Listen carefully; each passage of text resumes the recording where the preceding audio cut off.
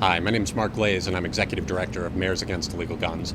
I'm in my home state of Colorado, where I've been for the past few days, as folks here in Colorado Springs, Colorado, and Pueblo have been fighting recall elections against some of the senators who helped us pass some very common sense gun laws in the state legislature. Let me give you a little bit of context about what's been happening in Colorado since the Newtown shootings.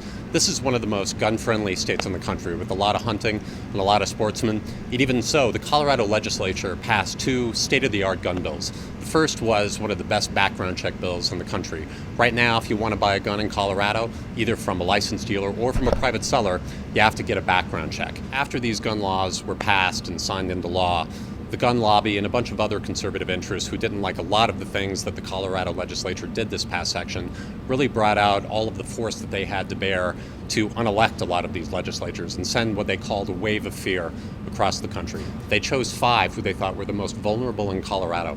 One of those, they weren't able to raise enough interest to even file for a recall. In 2 of those, they couldn't raise enough signatures to put recalls on the ballot. And so tonight, the whole country and certainly the state have been watching as we fought out the final 2 recalls. We lost both of those races. One was John Morse, the Colorado Senate president, and the other was Angela Horon, an up-and-coming Democrat from Pueblo, Colorado. But they have both said tonight that they believe they've saved lives, that they would do it all again, and I hope you feel the same way. The most important thing is that tomorrow, when Coloradans get up in the morning, these laws are still going to be in place and they're going to stay there. And that means that the Second Amendment is going to be protected. People who are law-abiding citizens can continue to buy guns, as they've been doing ever since these laws were passed. But many more people who are barred by law from having guns because they're too dangerous to have one are going to be stopped in their tracks. And that's a record of success that these legislators and the governor and all of you can be proud of. I think the message is we still have work to do, but our victories are real and they're accelerating. And disappointments are real too, and they hurt a lot. We passed some very important laws, and we're going to pass more in the next legislative session.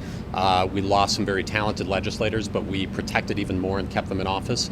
And tomorrow and next week and next year, all of us have to continue to do the hard work of making sure that the 33 Americans who are murdered in this country every day with guns have a fighting chance. Legislators in Colorado gave them that fighting chance. A lot of lives are going to be saved as a result. And that's the real message from the state of Colorado tonight. So I want to thank you for everything you've done, ask you to keep going, and tomorrow get up and be ready to continue this fight. Thanks.